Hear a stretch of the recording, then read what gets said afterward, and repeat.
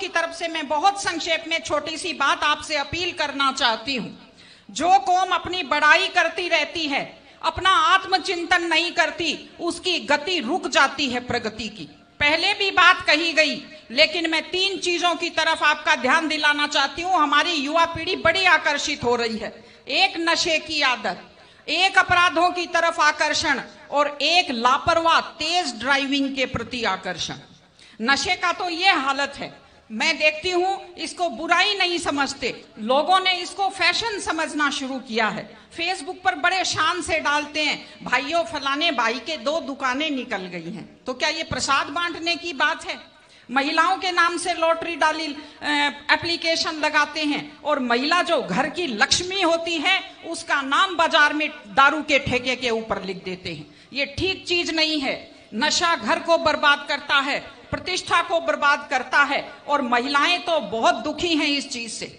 आप कल्पना कीजिए, माँ बाप ये सोचते हैं कि बेटा बड़ा होकर हमारा सहारा बनेगा और वो बेटा दारू के नशे में आंखें तैरती हुई और टल्ले खाता हुआ घर आता है। क्या बीतती होगी माँ बाप के ऊपर। सारे अपराध नशे के कारण होते हैं, सारे एक्सीडेंट नशे के कारण होते हैं। इसलिए इस चीज से दूर रहने की जरूरत है। और मैं आपको साफ साफ कहती हूं, याद रखिए मेरी बात, आपका युवा का सबसे बड़ा दुश्मन वो है जो आदमी पहली बार आपको ये कहता है पी लो बियर दारू नहीं होती, पी लो, बड़े आदमी भी सारे दारू पीते हैं। वो आपका सबसे बड़ा दुश्मन है। चाय की आदत भी छूटनी मुश्किल हो जाती है। दूसरी चीज अपराध। एक खास चीज जो मैंने देखी बड़ी नकारात्मक, अपनी जाति के अपराधियों का पक्ष लेना शुरू कर दिया है सबने। पितर बना दिया है अपनी जाति के अपराधियों को। ये अपराधी खुद बर्बाद होते हैं और अपने पीछे पूरी युवा पीढ़ी को बर्बाद करते हैं। मैं आपको एक उदाहरण देती हूं। एक ऐसे शख्स, एक ऐसे खिलाड़ी दिल्ली के, जिन्हें आज मेडल जीते हुए लोगों की गिनती में होना चाहिए था पहलवानी में, अपराध के कारण आज दिल्ली में जेल की सलाखों के पीछे बैठे हैं। ये हमारे लिए दुख की और शर्म की बात है। और तीसरी चीज तेज ड्राइविंग। 1 लाख युवक, बाकी बड़े उम्र के लोग अलग हैं, 1 लाख युवक जान गंवाते हैं हर साल लापरवाह ड्राइविंग के कारण।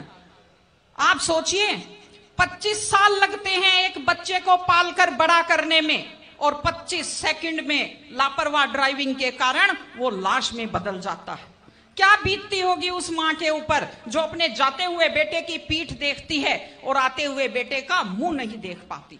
आप लोग क्या सोचते हैं, अगर आप अपनी पावर दिखाना चाहते हैं तो मिल्खा सिंह की तरह तेज दौड़िए, या कि आप नीरज चोपड़ा की तरह, देवेंद्र झाझड़िया की तरह आप तेज भाला फेंकिए मोटरसाइकिल का कान मरोड़ने में, या तेज गति से कार भगाने में कोई बहादुरी नहीं होती। अगर आप सोचते हैं कि आप बड़े हैंडसम और डैशिंग दिखते हैं तेज गाड़ी भगाते हुए, आप डैशिंग हैंडसम नहीं दिखते, आप लापरवाह दिखते हैं, आप बेपरवाह दिखते हैं, आप बेवकूफ दिखते हैं।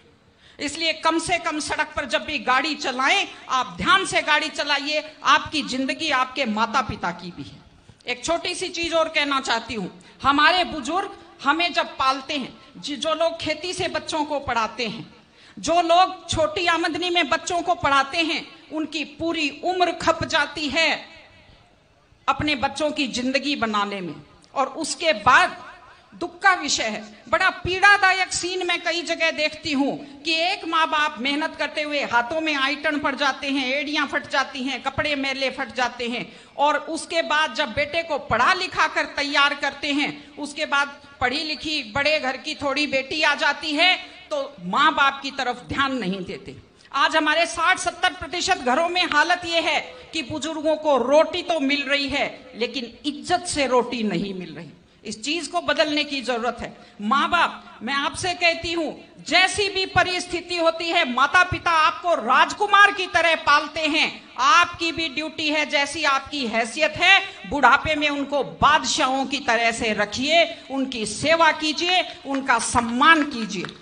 अभी जब बात आई है तो मैं आपको बताती हूं। देखिए, ये ओंकार जी खड़े हैं, कोरोना फैला, कोरोना से अपनी माता जी को बचा नहीं पाए, लेकिन उस काल में जब इतना खतरनाक माहौल था, इन्होंने अपने माताजी की इतने प्यार से सेवा की, इतने सम्मान से सेवा की कि पूरा जो कोविड हॉस्पिटल है वो आज भी इनकी सेवा का उदाहरण देता है। इस तरह से माता पिता की सेवा कीजिए, वो अपनी जिंदगी आपके लिए कुर्बान कर देते हैं। और माताएं बहनें बैठी हैं, एक छोटी सी लास्ट बात जो मैं कह रही हूं, बेटियों को समझदार बनाइए, बेटियों को बेटा मत बनाइए, क्योंकि बेटे तो लापरवाह होते हैं। बेटियों को समझदार बेटी बनाइए।